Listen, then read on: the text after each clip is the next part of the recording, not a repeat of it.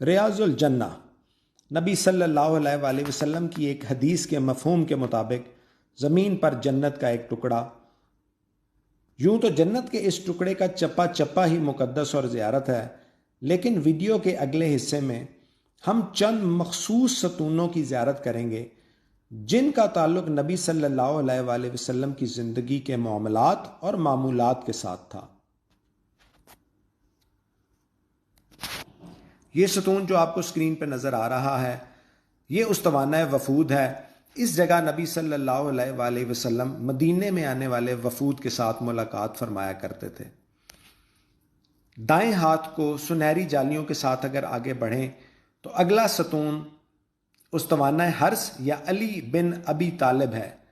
اس جگہ پر متعدد صحابہ کرام بالخصوص حضرت علی رضی اللہ تعالی عنہ نبی صلی اللہ علیہ وآلہ وسلم کے گھر کی پہرے داری فرمایا کرتے تھے۔ اسی ستون کے آگے سنہری جالیوں کے اندر ہی آپ کو ایک اور ستون نظر آئے گا جو استوانہ سریر کے نام سے مشہور ہے۔ ہاتھ کے اشارے سے اس ستون کی نشاندہی کی جا رہی ہے۔ اس جگہ نبی صلی اللہ علیہ وآلہ وسلم اعتکاف کے دوران آرام فرمایا کرتے تھے۔ استوانہ سریر کے بعد دائیں ہاتھ پہ مغرب کی جانب آگے بڑھیں تو استوانہ توبہ یا استوانہ ابو لبابہ نظر آئے گا۔ اس ستون کا تعلق حضرت ابو لبابہ رضی اللہ تعالی عنہ کی توبہ کے ساتھ ہے۔ غزوہ بنی قریظہ کے بعد حضرت ابو لبابہ نے اپنے آپ کو اس ستون کے ساتھ باندھ لیا تھا اور آپ رضی اللہ تعالی عنہ کی توبہ یہاں پر قبول ہوئی تھی۔ اس ستون سے اگلا ستون استوانہ عائشہ رضی اللہ تعالی عنہا ہے۔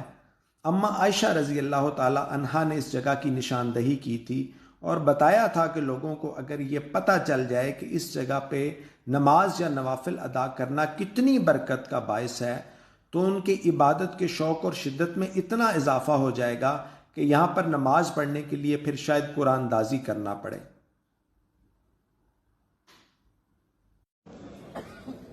ایک بار پھر ان مقدس ستونوں کی زیارت آپ کی آنکھوں کے سامنے ہے۔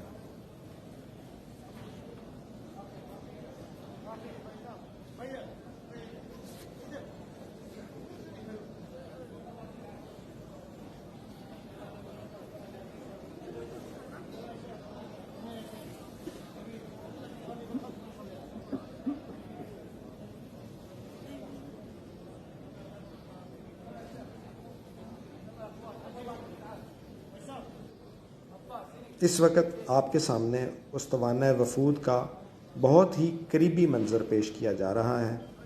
استوانہ وفود وہ ستون جہاں پہ بیٹھ کے نبی صلی اللہ علیہ وآلہ وسلم مدینے میں آنے والے وفود کے ساتھ ملاقات کیا کرتے تھے۔ ریاض الجنہ میں جو ہی آپ داخل ہوتے ہیں تو بائیں ہاتھ پہ روضے کی مقدس جالیاں ہیں اور یہ پہلا ستون استوانہ وفود، اگلا ستون استوانہ حرس اور اگلا ستون استوانہ سریر آپ کو ایک ہی قطار میں سنہری جالیوں کے ساتھ متصل نظر آئیں گے۔ استوانہ لبابہ اور استوانہ عائشہ استوانہ سریر کے دائیں ہاتھ پہ مغرب کی جانب ہیں۔ جنت کے اس ٹکڑے کی ایک اور مقدس جگہ محراب نبی صلی اللہ علیہ وآلہ وسلم ہے۔ یہ وہ جگہ ہے جہاں نبی صلی اللہ علیہ وآلہ وسلم نماز کی امامت فرمایا کرتے تھے۔ اس کے پیچھے ایک ستون ہے جو استوانہ حنانہ کے نام سے مشہور ہے، جہاں کھجور کا وہ تنا ہوا کرتا تھا جس سے ٹیک لگا کر نبی صلی اللہ علیہ وآلہ وسلم جمعے کا خطبہ دیا کرتے تھے، اور ممبر کی جگہ تبدیل ہونے پر اس تنے سے رونے کی آوازیں آئی تھیں۔ حنانہ کا مطلب ہے رونا۔ یہ ویپنگ پلر کے نام سے بھی مشہور ہے۔ ہاتھ کے اشارے سے استوانہ حنانہ کی نشاندہی کی جا رہی ہے۔